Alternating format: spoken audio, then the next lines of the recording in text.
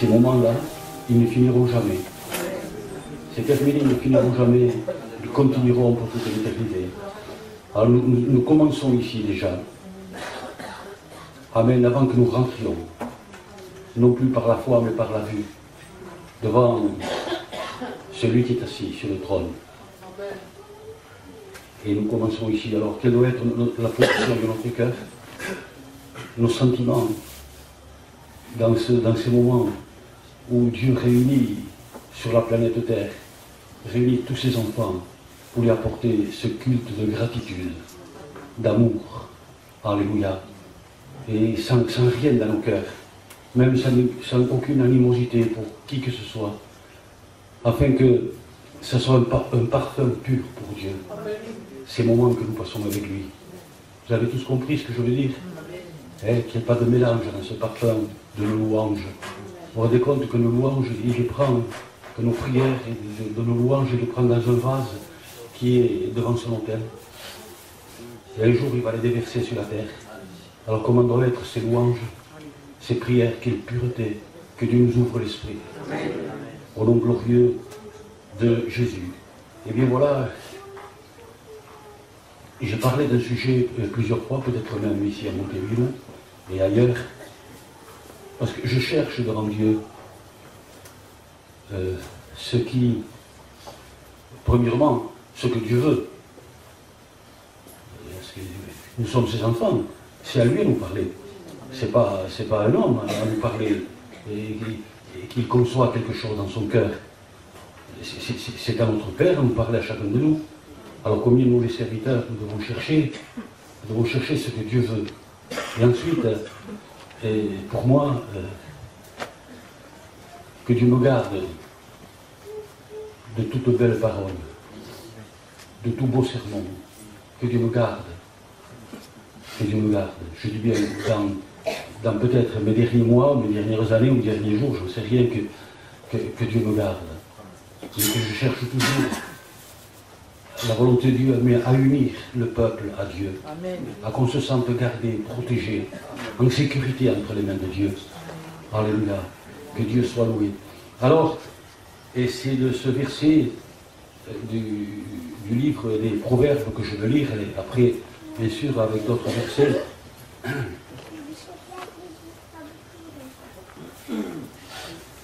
Nous lirons le psaume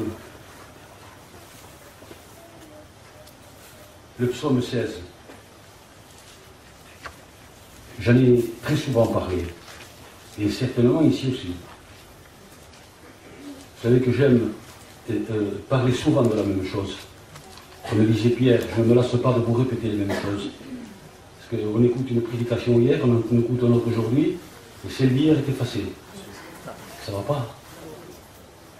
Ça ne va pas, pourquoi il nous a parlé hier alors nous lirons quelques versets dans ce psaume 16, ce psaume de David. Et ce psaume s'appelle « Le sentier de la vie et du bonheur ». Il a été intitulé comme ça, ce psaume. Psaume 16, qui s'appelle le psaume du sentier, le sentier de la vie et de la joie, ou le sentier de la vie et du bonheur. Garde-moi, oh Dieu. Voilà. Tout est là. Garde-moi, Seigneur. Qui je suis, moi, pour me garder? Garde-moi. D'ailleurs, c'est votre premier cantique que vous avez chanté. Il parlait d'être gardé. Le premier cantique que vous avez chanté. Garde-moi, ô Dieu, car je cherche en toi mon refuge. Je dis à l'Éternel, tu es mon Seigneur, tu es mon souverain bien. Les saints qui sont dans le pays, les hommes pieux, sont l'objet de toute mon affection. C'est-à-dire les frères, quoi. Sont l'objet de toute, pas de mon affection, de toute mon affection. On multiplie les idoles, on court auprès des dieux étrangers. Je ne répands pas leur libation de sang. Je ne mets pas leur nom sur mes lèvres. à ceux qui se détournent de Dieu, à ceux qui vivent et font le mal, et qui disent qu'ils sont des enfants de Dieu. Je ne mets pas leur nom sur moi. L'Éternel est mon partage et mon calice. C'est toi, ô Dieu, qui m'assure mon lot. Un héritage délicieux m'appartient. Une belle possession m'est accordée. Je bénis l'Éternel, mon conseiller. La nuit même, mon cœur m'exhorte. J'ai constamment l'Éternel sous mes yeux. Quand il est à ma droite, je ne chancelle point. Alléluia. Et j'en profite pour lire comme ça, je n'ai pas toujours besoin de lire, parce que c'est plutôt ce que Dieu veut nous dire ce matin, alors il faut lire. Hein? Tandis qu'une belle prédication, il ne faut pas lire. Alors, dans le Proverbe 18, au verset 10, de ce verset, je m'en sers beaucoup pour les baptêmes. Le nom de l'Éternel est une tour forte. Le juste s'y réfugie et se trouve en sûreté. Ça se passe de prédication. Le nom de l'Éternel, son nom à lui, est une tour forte. Le juste s'y réfugie et se trouve en sûreté. Combien nous avons besoin de repos de l'âme, de repos du corps, du repos de l'esprit. Combien il n'y a pas de repos dans le monde. Ça n'existe pas, c'est pas vrai, c'est une façade. Tout le monde vit sur les nerfs, tout le monde est opprimé, tout le monde est compressé. Et c'est normal. Mais voici pour les justes. Voici. Nous ne sommes pas comme les autres, les justes. On n'a rien à voir avec les autres. La nuit n'a rien à voir avec le jour, ni le jour avec la nuit. Une heure de l'après-midi n'a rien à voir avec une heure de la nuit. Et c'est encore plus fort, ça. Le nom de l'Éternel, son nom est une tour forte. Le juste s'y réfugie et se trouve en sûreté. Vous savez où il y a le problème? Il a toujours été le problème que je vais vous dire. Mais maintenant, dans les derniers temps, j'allais même dire dans les derniers jours, parce qu'avec les événements qui se passent, avec tout ce qui se passe dans le monde, moi, personnellement, je le crois plus que jamais. Donc le problème que je vais vous dire a toujours été, mais maintenant, dans les derniers jours, il est encore plus. Vous savez quel est ce problème? Hier après-midi, pour ceux qui étaient là, j'en ai parlé juste de peut-être 2 ou 3 ou 4 minutes, pas plus. C'est que l'adversaire sape la foi, aspire la foi, comme une ménagère avec son aspirateur aspire la poussière. Jésus a dit, quand je reviendrai sur la terre, est-ce que je trouverai la foi? Il n'a pas dit qu'il ne la trouverait pas, mais il n'a pas dit qu'il la trouverait. Pourquoi sinon il aurait posé cette question? Ça ne tiendrait pas debout dans la bouche du Seigneur. Il a dit ce qu'il a dit. Hein? Voilà. Parce que Jésus sait que nous sommes gardés par la foi. C'est écrit dans la parole de Dieu. Que nous sommes gardés par la foi. N'est-ce pas? La foi, beaucoup mélangent la foi avec la connaissance. Et le problème est mauvais là, très très mauvais. Très très mauvais. Très mauvais. Afin que la foi puisse se propager, l'apôtre Paul disait, je ne suis pas venu à vous avec une sagesse de langage, avec vous farcir de connaissances. Je suis venu à vous en tremblant, pour qu'ils aient la foi. Alors, la ruse, c'est qu'on peut se tromper entre la connaissance et la foi. Alors, comme la connaissance reste et la foi, même si la foi diminue, on ne se rend pas compte, puisque la connaissance est la même, et qu'elle a augmenté. Mais la foi, c'est autre chose. Vous voulez que je vous donne un exemple? On partage là, il n'y a pas de prédication. Hein. Qu'est-ce que ça veut dire partager? Que nous sommes tous au même niveau. Hein. On est tous des fils et des filles de Dieu, c'est tout. Hein. Si quelqu'un se prend pour quelque chose, il est le plus petit des plus petits.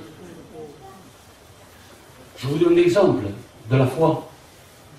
Jésus a dit, vous savez qu'en évangélisation, nous avons dit ce que c'était la foi, pour que les gens sachent.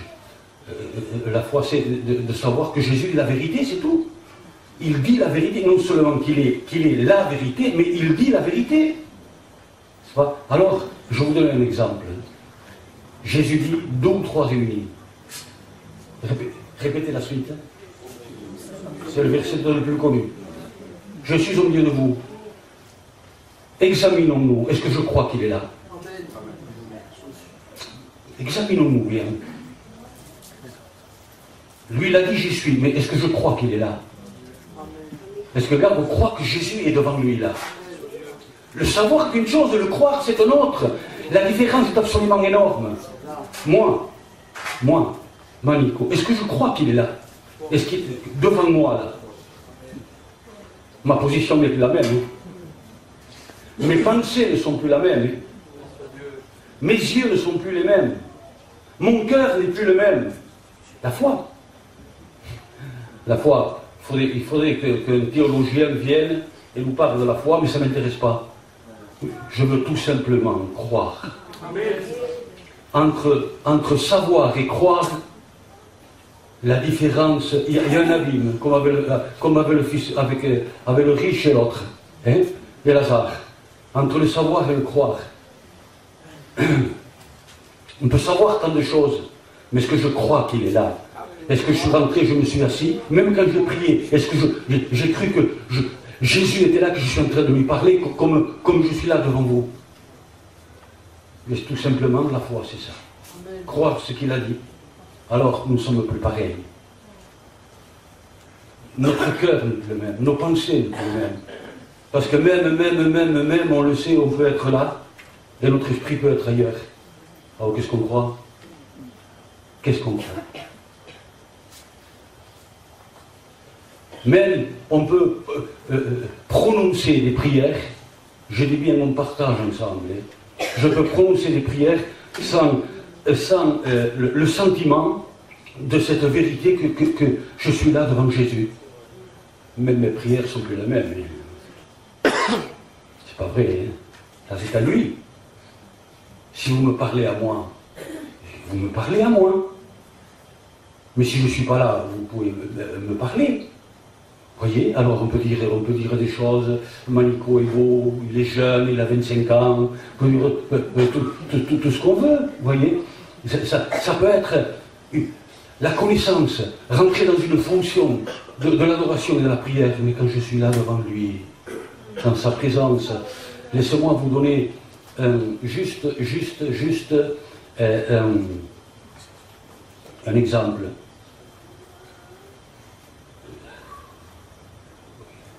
Il est très haut, mais tant pis. C'est pour qu'on voit ce qu'est la foi. Un jour, il y a un homme de Dieu qui avait une 50aine d'orphelinats en Angleterre, je crois, je ne me rappelle plus de son nom, et qui a vécu par la foi pendant 50 ans. Il n'a jamais rien demandé à personne, et ces centaines d'orphelins étaient nourris. Et un jour, il devait traverser le fleuve du Mississippi, et le capitaine aussi était un chrétien, avec son bateau, un bateau à eau à cette époque-là. Il devait traverser, et il s'est levé un brouillard terrible, et il devait être à telle heure, à tel endroit. Et le bateau ne pouvait plus avancer. Alors il a dit au capitaine, qui était un frère, on va descendre dans une cabine et on va prier pour que Dieu, je ne me rappelle plus de son nom, un frère me fera rappeler, peut-être celui qui avait tant d'orphelinats. Non, c'est pas Butler. Et ils se sont mis à genoux, et le capitaine du bateau a commencé à prier. Et c'est ce fameux homme de Dieu qui a vécu pendant 50 ans que par la foi, avec ses centaines d'orphelins sans rien demander, lui a dit arrête. Il a interviewé arrête. Pourquoi? Pourquoi? Parce que tu ne pries pas par la foi, tu pries par la connaissance. Je vais prier. Il a incliné son front comme Élie, au milieu de ses genoux. Et il a dit, tu es là, Jésus. Tu dois lever, Seigneur, ce brouillard. Tu sais que je vais être là-bas à telle heure. Au bout d'un moment, il s'est levé, il a dit, sortons dehors maintenant. enfin, en haut du pont. Il n'y avait plus de brouillard. Le témoignage que j'ai raconté hier sur la femme de Ortega, pour ceux qui étaient là, que vous connaissez à peu près tous, je crois, peu importe. Eh bien, ce que je disais moi, humainement, que sa femme était guérie, c'était du vide, tandis que le scanner était du plein. Humainement, c'était du vent, ce que je disais. Quelle preuve il y avait que la femme Ortega, je dis Ortega, ta femme est guérie.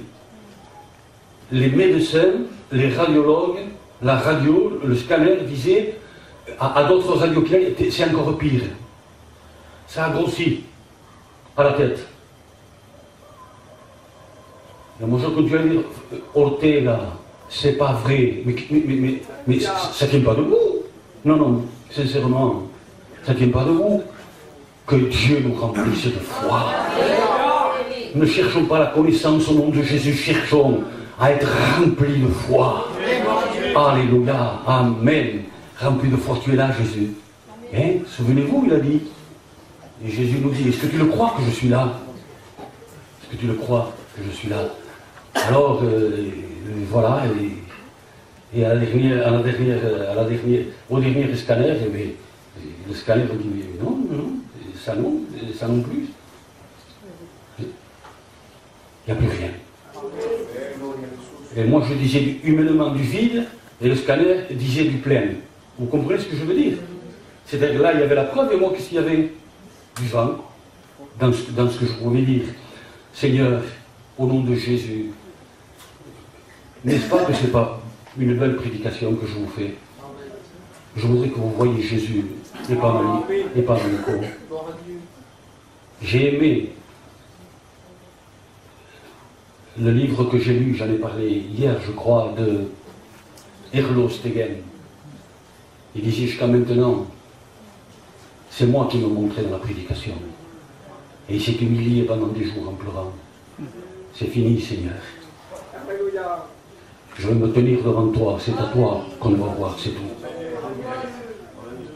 Que Dieu soit loué, alléluia. Et je vous promets que ça m'a fait du bien à moi aussi. Pourtant, il y a quelques jours que je l'ai lu. Et ça m'a fait, cet homme de Dieu m'a fait du bien à moi aussi. Alors, voici maintenant, nous revenons au texte de ce psaume de David, ce magnifique hymne à Dieu. Cette prière qui est sortie des entrailles de David. Garde-moi, ô Dieu, car je cherche en toi mon refuge. Garde-moi. David savait que si Dieu, Roberto, ne le gardait pas, qu'il était fichu. Manico, sache que si Dieu ne te garde pas, tu es cuit. Tu es cuit. Si Dieu ne te garde pas, tu es cuit. Alors, David, qui était prophète, qui a été un des hommes, pour moi, qui a le plus connu Dieu, pas le plus, mais un des plus qui a connu Dieu, c'est David. Pour moi. Hein? Quand je lis les œuvres et les paroles de David, c'est, comme une fois j'ai dit, je voudrais lui arriver à l'angle du petit doigt du pied gauche. À ce David, il ne marchait que par la foi. Il aimait son Dieu. Plus on a de la foi et plus on aime Dieu. Et moins on a de foi et moins on l'aime. C'est pas vrai, c'est la connaissance qui reste. Hein? Et lui va dire, regarde-moi, ô Dieu, car je cherche en toi mon refuge. C'est un cri qui pousse à Dieu. Il est en train de prier, il est en train de parler avec Dieu. Et Dieu était devant lui. Il dit, je suis constamment dans ta présence vaut mieux que la vie. Il s'adressait à quelqu'un comme s'il le voyait. C'est ça la foi. N'est-ce pas? Alors, garde-moi, ô Dieu. Je répète, tant pis si je ne vais pas plus loin. Mais je répète, David savait que si Dieu ne le gardait pas, il n'y avait pas de David. Ici, ce n'est pas la prière d'un névrosé, d'un peureux. Je l'ai souvent dit. Ce n'est pas la prière de quelqu'un qui est en déprime. Parce que quelqu'un qui est en déprime, le Seigneur, garde-moi, Seigneur, garde-moi. Ce qu'il y a de plus normal. C'était pas ça. David n'était pas un, excusez-moi de l'expression, un trouillard comme Manico. David. Si c'était un homme qui connaissait Dieu et qui aimait Dieu, David, dans la vie, dans son corps, ne savait pas ce que c'était la peur. Non sabía lo que era la tajata. Il ne savait pas ce que c'était la peur. David ne le savait pas. Et quand il voit quel âge il avait, il était frêle, un petit jeune homme, quel âge il avait, quand il arrive chez ses frères, il gardait les brebis de son père, et il arrive là, alors portant du fromage et des trucs, je ne sais pas, et il y a ce Goliath, cette montagne qui descendait de la montagne. C'est facile à dire, il fallait voir l'homme qui descendait de la montagne pendant 40 jours. L'armée d'Israël a été toujours une des plus grandes du monde, l'armée. Elle a tous fuyé. Il y avait un Jonathan là, il y avait un Saül, l'homme grand, costaud, le roi. Il y avait des hommes extraordinaires. Mais tous fuyaient, se cachaient derrière les tentes, ou dans la forêt, quand l'autre descendait. D'après ce qu'on croit comprendre, mais minimum 3 mètres. Hein. Mais d'après les statistiques de la parole de Dieu, quand on les étudie, on les médite, 3 mètres 25. C'est-à-dire 6 coudées et un empan. C'est 25 cm à l'empan. Non mais tu ferraillais la lance, l'épée. Mais c'était un monstre. King Kong était un enfant de guerre à côté. C'était un monstre, lui, le petit David. Hein? Et qui glorifiait Dieu dans les montagnes de Judée, dans les plaines de Judée. Et il dit, mais je veux le tuer, moi. Regardez, il va avec une fronde, un bâton. L'autre lui dit, je suis chien pour venir avec un bâton. Non, mais c'est facile à dire. Mais lui était sûr qu'il le tuait. Mais qu'est-ce qui faisait sa force? Qu'est-ce qui faisait sa force? Toi. Toi. Tu viens au nom de ton épée, de ta lance, de ton javelot. Pas moi. Je viens au nom. Au nom de l'Éternel. Donc tu as bien fermé son armée. Je viens en son nom et je veux te tuer. C'était le nom de l'Éternel est une tour forte parce que c'est lui qui le dit ça. Le nom de l'Éternel est une tour forte et le juste s'y réfugie et il est en sûreté. Il a mis le nom de l'Éternel devant, ça le suffisait. Ça y est. Ah, frères, sœurs, réfugions-nous là. Nous avons tous les droits.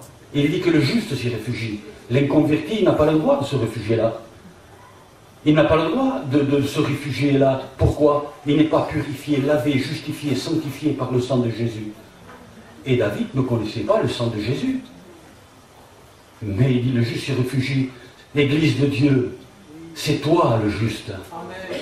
Tu as tous les droits, absolument tous, de te réfugier dans le nom de l'Éternel.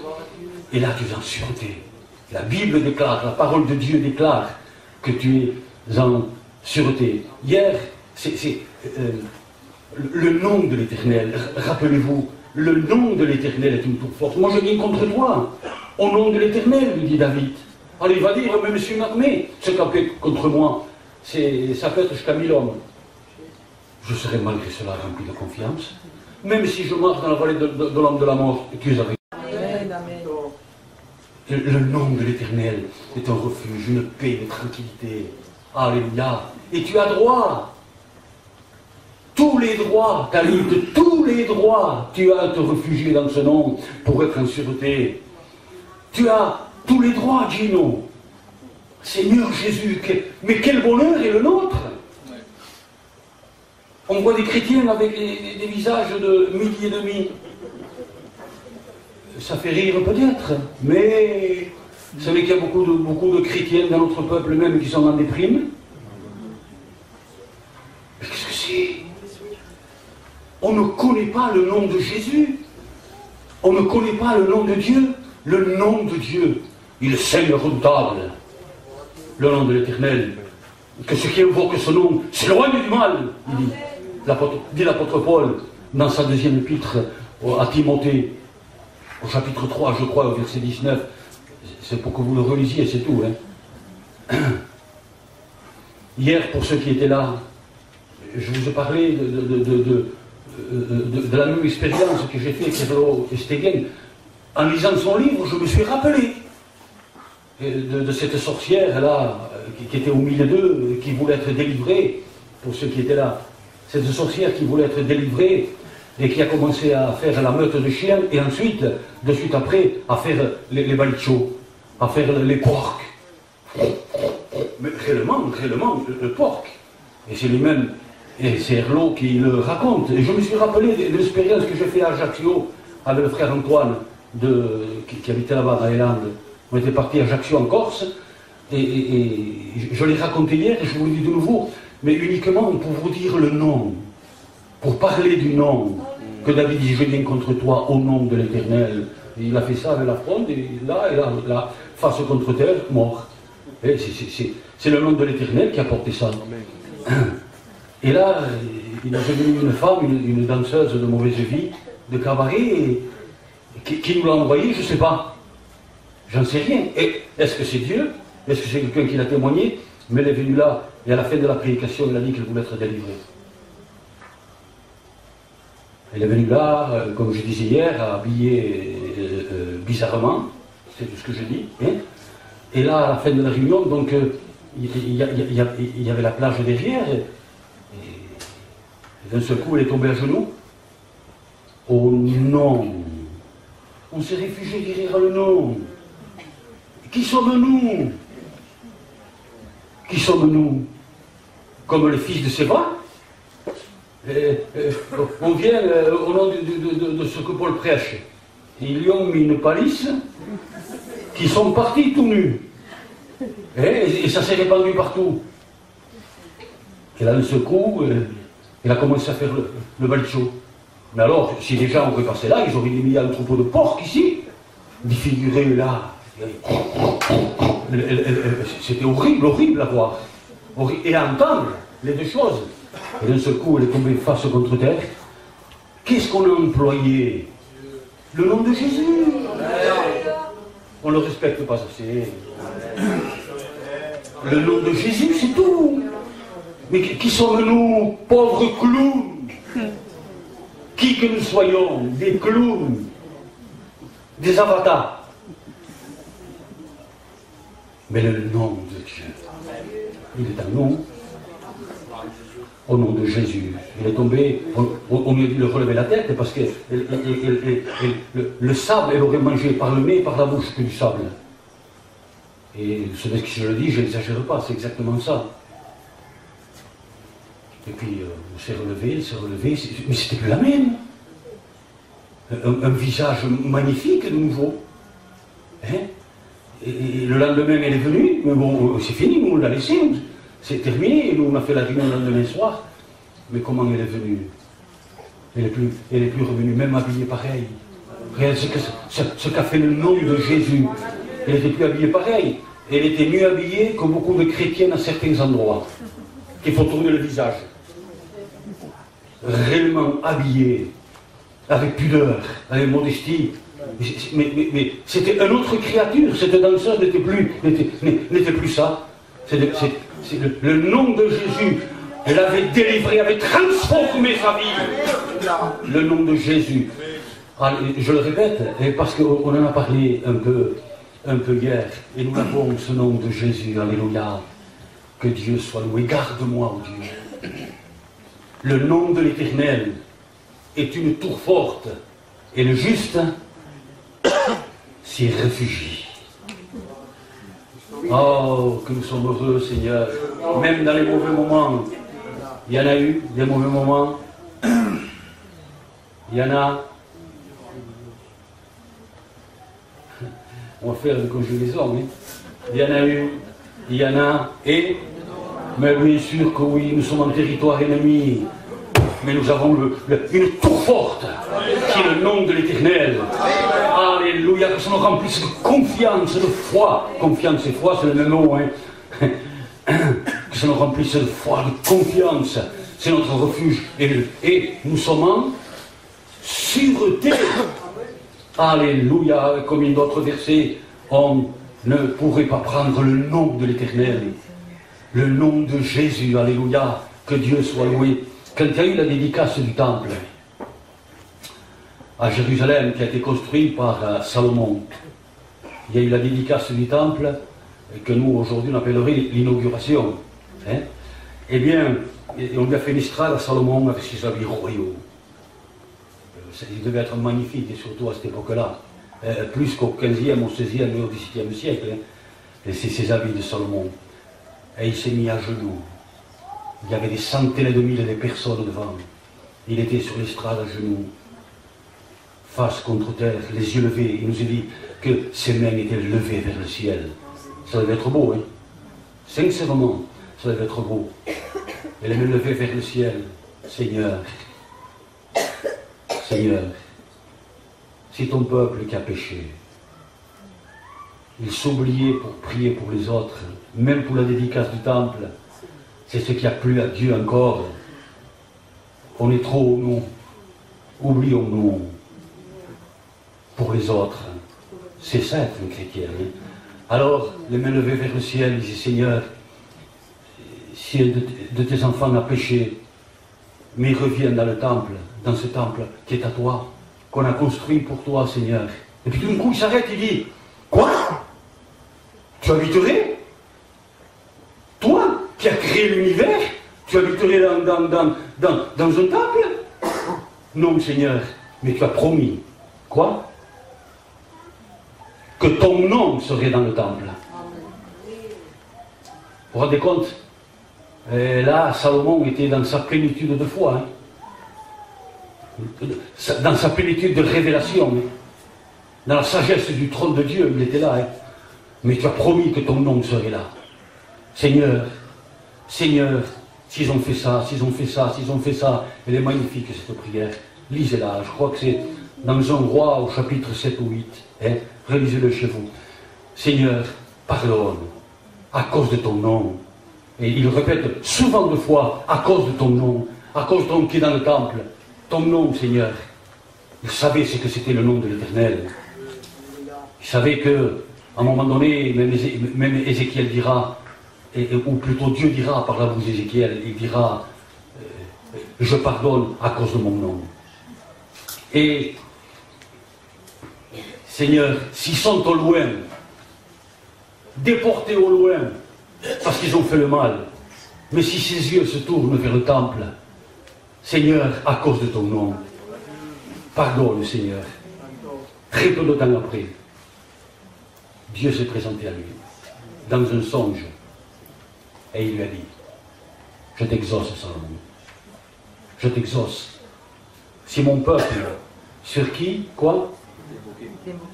Mon nom, voyez, si mon peuple sur qui est invoqué mon nom, s'humilie, prie, se détourne ses mauvaises voies, je le guérirai. Je le guérirai. Des siècles après, le grand Daniel, pour moi, je l'appelle le grand Daniel, hein, pour moi, il était à 1000 kilomètres. Nous avons péché, nous avons fait le mal. Nous, il se mettait à l'intérieur pour les autres. Lui aussi, magnifique prière aussi. Je crois que c'est au chapitre 8 et 9 de Daniel, je crois. Mais qu'est-ce qu'il faisait? Même quand il y avait l'édit du roi que quiconque prierait ou louerait autre chose que le roi serait jeté dans la fosse au lion. Mais Daniel savait que s'il ne louait pas, que s'il ne priait pas, il était fichu. Qu'il avait besoin de la garde même. Il savait qu'il allait être jeté dans la fosse au lion, il était sûr. Certains, c'était un oriental. Il le savait et il connaissait les lois du palais, puisqu'il était Premier ministre, quelque chose comme ça. Mais qu'est-ce qu'il faisait? Il ouvrait les fenêtres, d'où? Vis-à-vis de Jérusalem, il devait y en avoir plusieurs. Vis-à-vis de Jérusalem, regardant vers le temple, il savait que la prière, il connaissait la prière de Salomon et que Dieu avait dit, je t'exauce. qui avait le nom là-bas. C'est un homme de foi, non, Daniel? J'ai vu. M'arrêtez-moi, oui. Voilà, il vivait avec Dieu. Il vivait avec Dieu, c'est tout. Il le savait, alors Seigneur, pardonne. Seigneur, pardonne. Enfants de Dieu qui sont ici, il y avait le nom de l'Éternel dans le temple. C'est pour ça qu'il y avait ce respect terrible dans le temple. Et il savait que s'ils venaient, s'ils s'humiliaient, qu'ils étaient pardonnés, qu'ils étaient exaucés. Si mon peuple, sur qui mon nom est invoqué, plus qu'il est invoqué sur nous, il n'y en a pas. C'est des milliards de fois plus qu'avec Salomon. Salomon n'était pas l'église de Dieu. Toi, tu es les membres, nous sommes les membres du corps de Christ, il en est la tête. Seigneur, que Dieu nous montre ce qu'est l'église. Le bonheur que tu as d'appartenir, de faire partie de l'église du Dieu vivant. Que tu es le corps du Christ, que tu es les membres de son corps. Et le nom de Dieu est invoqué sur nous. Tu sais comment on nous appelle? Les inconvertis depuis le début. En France, les Alléluia. Les gloires de Dieu. Et s'ils le savaient, ils ne le diraient pas. Hein? Le nom de Dieu est invoqué sur nous. Le nom de Dieu est en nous. Alléluia, quel nom! Même toute l'adversité des ténèbres tremble devant ce nom et qui est en nous. Que son nom soit loué. On se réfugie dans ce nom de l'Éternel. Garde-moi, oh Dieu. Garde-moi. Car je cherche en toi mon refuge. En voulant dire, garde-moi Seigneur, j'ai le droit que tu me gardes. Nous avons tous les droits parce que nous sommes à l'église. Mais David disait, j'ai le droit que tu me gardes parce que je cherche en toi mon refuge. Tu ne jettes pas dehors celui qui vient à toi. Garde-moi, oh Dieu. Nous allons lire nous avons encore quelques minutes, quelques versets de plus dans la parole de Dieu. Où je vais te raconter une autre expérience. Et ensuite on ira. Hein? Notre expérience, pas toutes, parce qu'il y en a quelques-unes, comme à chacun de nous. Un chrétien fait des expériences avec Dieu. Un jour, il y a le frère Titi, que beaucoup connaissent ici, hein, qui est serviteur de Dieu. Il est moitié manouche et moitié gitanos. Eh bien, il est venu, et heureusement, il est très costaud. Il était surtout à cette époque-là, il était encore plus costaud que maintenant. Et un jour, j'étais en train de prier dans une rue de Mont-de-Marsan, et il est venu avec sa camionnette là, et avec un jeune à côté, un beau garçon. Il me dit, Manico, c'est mon neveu, une vingtaine d'années environ. Celle-là, que je veux vous dire, était pas pour vous, mais pour moi, ça a été une des plus grandes expériences, celle-là. Et pourtant, celle que je vous ai dit, elle était déjà bien. Mais celle-là, non, celle-là est encore pour moi. Hein. Il m'a dit, il faudrait que tu pries pour lui, parce que... Il m'a fait comprendre en espagnol, parce que lui, il est moitié manouche, son neveu est manouche. Hein. Et j'ai dit, oui, bon, écoute, t'as qu'à aller à l'église, c'était une baraque en planche à cette époque, hein, l'église à Mont-de-Marsan. Va à l'église et j'arrive. Il est parti avec sa camionnette, moi j'étais environ à 1 kilomètre et demi, on sait, j'en ai profité pour prier. J'étais à pied, et ils étaient assis, l'oncle et le neveu à côté, Titi là, et son neveu ici. Alors, je suis rentré, je voyais agité.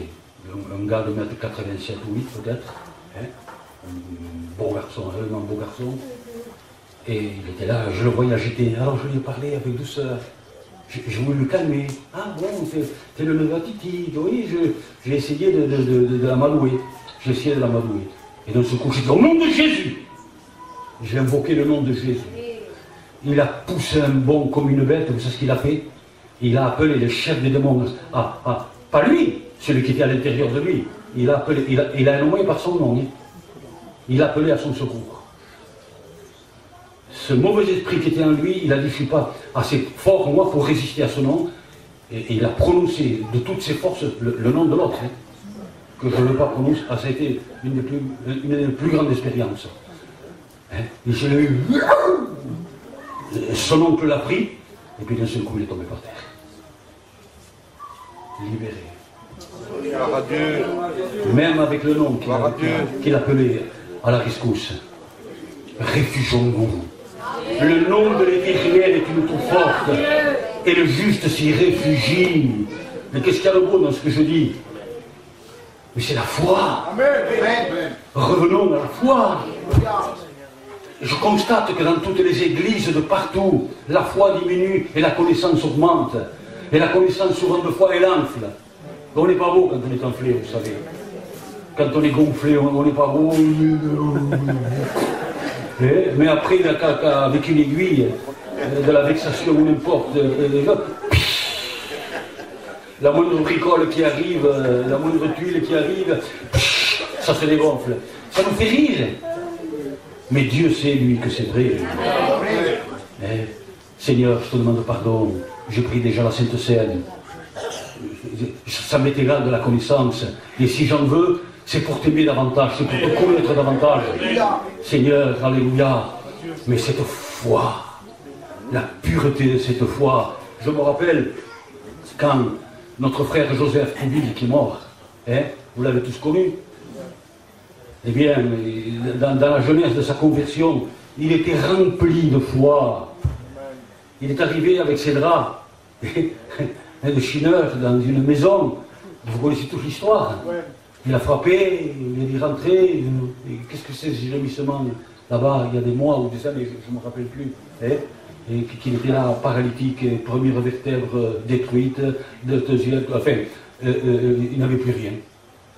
Disons qu'il n'avait plus de colonne vertébrale, si vous voulez. Cet homme-là, il était là, il ne pouvait faire qu'une chose, hurler. Vous permettez que j'aille? Il a été rempli de foi. Si tu veux, je vais prier pour toi. Quelque chose comme ça, à peu près. Hein. Je vais prier pour toi. Il ne savait ni lire ni écrire.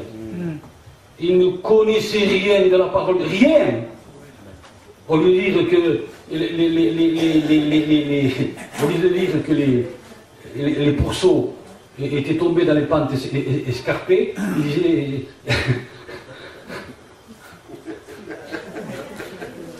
Comment disent les Indiens quand ils sortent escarpés? Gloire à Dieu! Voilà ce que je dis. Gloire à Dieu, voilà ce que je dis. Mais non, mais je suis paralysé, je suis... Au nom de Jésus. Il n'a fait qu'invoquer le nom de Jésus, mais avec foi. Il savait que Jésus était là. Il a commencé à ne plus sentir aucune douleur. Il a commencé à bouger, à s'asseoir et à se lever. Le duc s'appelle. Hein? Voilà, sur le nom de Jésus, la foi. Ne voulons pas nous remplir. Bon, voilà. Hein? C'est tout. Mais cette foi sereine, cette foi, elle nous porte à aimer Dieu. Et l'adversaire n'en veut pas. Cette foi nous porte à pardonner, mon frère. Cette foi nous porte à avoir de l'amour. Alléluia, quand il est dit, garde-moi, ô Dieu. Garde-moi. Garde-moi de moi. Garde-moi de tout orgueil, Seigneur. Quand la foi baisse, l'orgueil fait surface.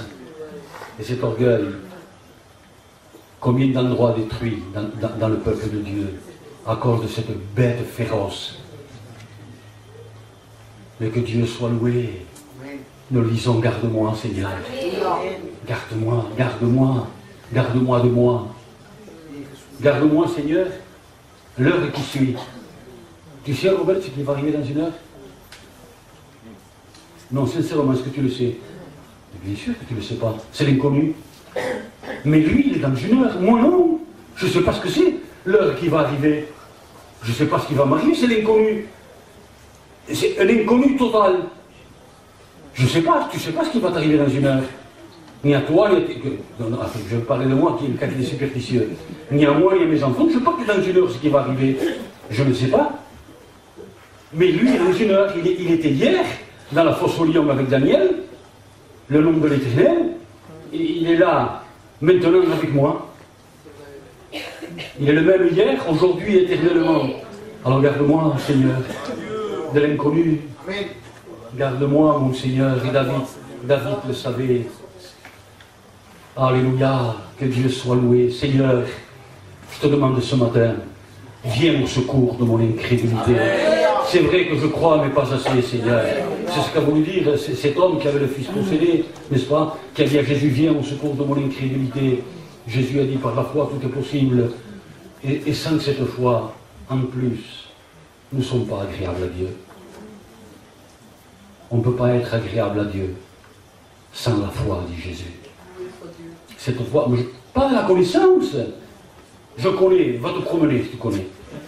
De cette foi positive, sereine. Alléluia, gens de peu de foi. Et pourquoi vous n'avez pas cru? Pourtant je suis avec vous. Je suis avec vous. Pourquoi vous n'avez pas cru?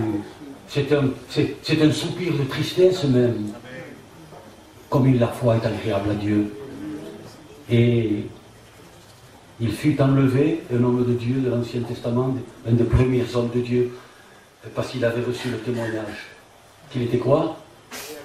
Agréable à Dieu. Et sans la foi, on ne peut pas être agréable à Dieu. Sans cette foi, Amen. Alléluia. Nous sommes là devant la face de Dieu. Je vous lis un dernier verset. Bien sûr qu'on pourrait rester avec ça, je pense, des heures. Sincèrement, et vous-même, vous pourriez m'en donner et le partager ensemble. Mais il est midi moins le quart, et je dois m'arrêter. Mais maintenant, qui sait? Même si ce soir on ne continuera pas, Dieu seul le sait.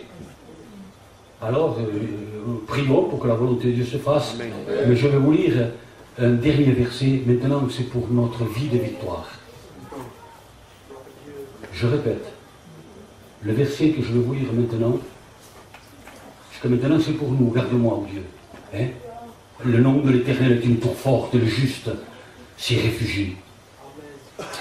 Le verset que nous allons lire maintenant dans le Nouveau Testament, c'est pour notre vie de victoire, pour notre marche de victoire en victoire avec Dieu. Et il y a là le secret. N'ouvrez pas tous ensemble la Bible, ça fait trop de bruit. Alors, c'est dans le livre, dans l'épître de Paul aux Colossiens.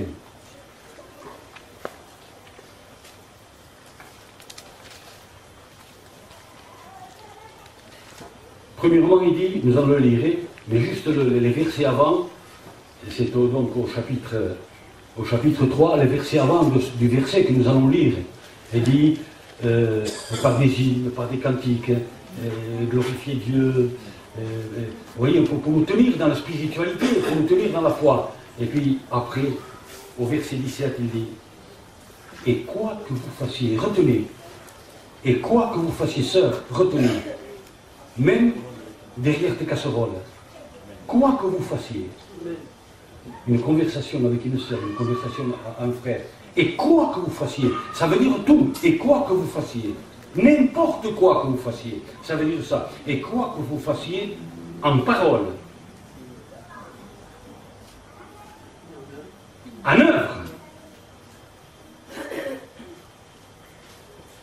faites tout, maintenant, de nouveau nous trouvons tout, faites tout au nom du Seigneur Jésus. Que ce soit en parole, ou que ce soit en œuvre, les œuvres que vous faites, ou en parole, parce que c'est là,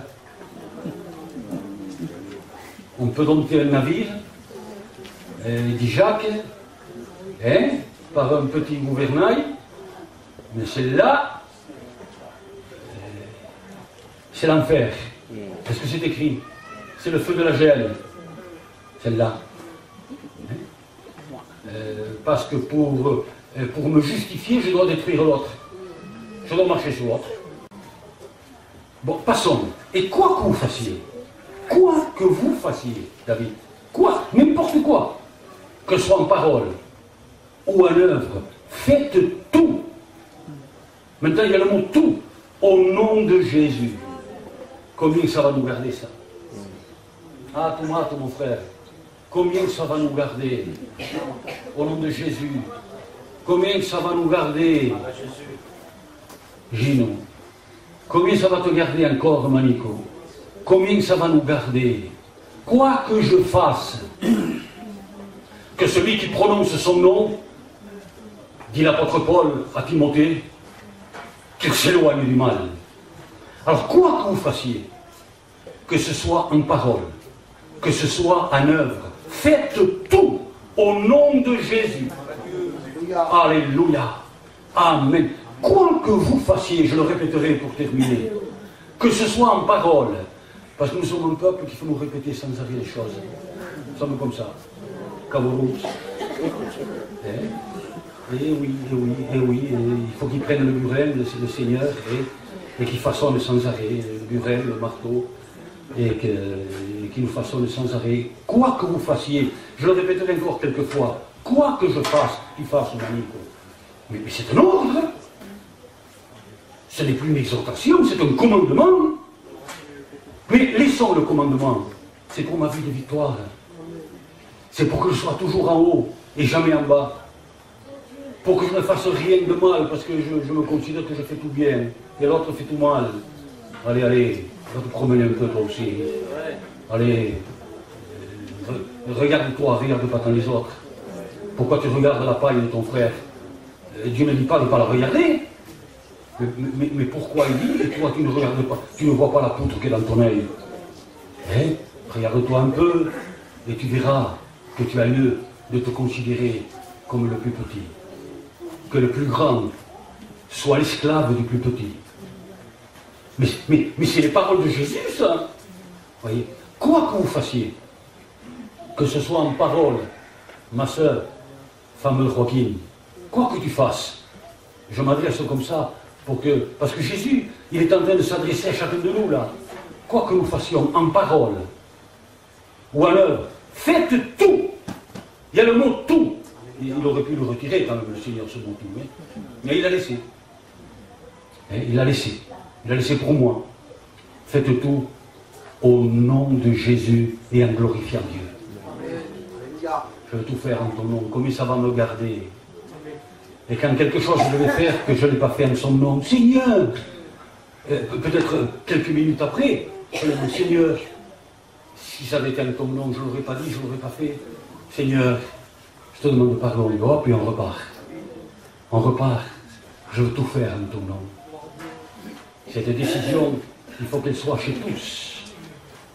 Chez tous, je veux tout faire en ton nom. Parce que son nom est en toi. Alléluia. Dans l'Ancien Testament, je termine, il est écrit, ceux qui n'honorent pas mon nom, ils auront affaire à moi. Et qu'est-ce qu'il est écrit avec le doigt de Dieu sur la montagne du Sinaï, la loi de Moïse qu'on en parlait hier soir? Qu'est-ce qu'il est écrit? Il est écrit, oui, mais avec le doigt de Dieu et à haute voix. Celui qui prononcera mon nom en vain sera châtié. Tu ne prononceras point, car je ne le serai pas impuni, il dit, celui qui prononce mon nom en vain. Le nom de l'Éternel. Le nom de l'Éternel. Il est écrit, il est saint et redoutable. Tout genou fléchira. Dans le ciel, il est écrit.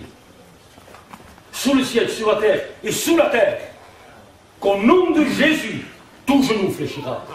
Que ce soit les démons, que ce soit ceux qui étaient contre Dieu, dans le ciel, sur la terre, sous la terre, relisez-le dans les épîtres. Tout genou fléchira devant son nom. Et son nom est en nous. Son nom puissant de Jésus. Il est en nous. Ah, comme je veux l'aimer, le respecter, l'honorer, l'élever. Et que je veux tout faire en son nom. Ma foi va augmenter. Toutes mes aigreurs vont disparaître. Vous verrez que c'est vrai. Tout va disparaître. Vous croyez que moi je n'ai pas eu des aigreurs? Seigneur Jésus. Et il fallait que je prenne du bicarbonate spirituel. Mais oui, le cube, chacun de nous, nous ne prenons pas pour eux. Mais là, c'est la vie des victoires. Alléluia. Le nom de l'Éternel est une tour forte, et le juste s'y réfugie. Qui essaye de passer cette tour? Qui essaye de passer cette tour? Cet homme qui est venu, ce maghrébin qui était venu à l'église de Meyam, une après-midi, nous étions en réunion de prière, quelqu'un l'a apporté, ils sont venus me dire devant, il est possédé. Il est possédé où, Malik, on te l'a amené? Et il était tout à fait derrière là-bas, tout à fait derrière, aux dernières recherches de derrière. Vous savez que c'est des grandes baies là-bas, des grandes baies vitrées, vous savez, hein? Et tout le long, des deux côtés, c'est que des vitres. J'ai dit, laissez-le, continuons à prier, laissez-le. De temps en temps, mon œil se mettait comme ça. J'étais tout à fait devant et tout à fait derrière. Vous savez qu'il est longue, l'église de Meyam. Je voyais de plus en plus à la prière. Les frères commençaient et on était à peu près peut-être 20 ou 25. Et il y avait des hommes. Mon propre neveu au milieu, il faisait plus de 100 kilos. Et d'un seul coup, il a bondi comme s'il avait eu des ressorts comme ça. Il a commencé à sauter. Je ne dis pas qu'il touchait le plafond, mais il a commencé. Les premières vitres. Tout coupé, tout ensanglanté. La deuxième, la troisième, la quatrième. Ils se sont tous lâchables. Tous dehors. Ils m'ont laissé tout seul. Et moi j'étais devant comme ça, je me suis approché de lui comme ça, et d'un seul coup il m'a vu. Il a couru vers moi au nom de Jésus. Alléluia. Écoutez, normalement, par l'élan qu'il avait, il aurait dû me renverser. Que par l'élan, même s'il ne m'aurait pas frappé, mais me renverser. Parce qu'il venait de ce côté, droit sur moi comme ça. Mais écoutez, il s'est fracassé à mes pieds. Il n'a même pas touché mon soulier. Il y avait quoi? Qu'est-ce qu'il y avait devant? Le nom de l'Éternel est une tour forte. Il y avait la tour devant moi. Il y avait cette muraille infranchissable. Et il s'est fracassé tout comme ça. Le nom de l'Éternel est une tour forte. Et le juste s'y réfugie. Et peut-être on continuera. Peut-être je demanderai à mon frère Paul et à mon frère Joachim et à mon frère, à tous les trois, de remercier Dieu pour ce moment que nous avons passé ensemble. Alléluia, merci Jésus pour ce nom. C'est pas la peine de prier une heure, hein, pour ce nom que Dieu il me l'a donné pour moi. Paul qui commence après Joachim, le frère terminera, toi aussi, tous les trois. Hein.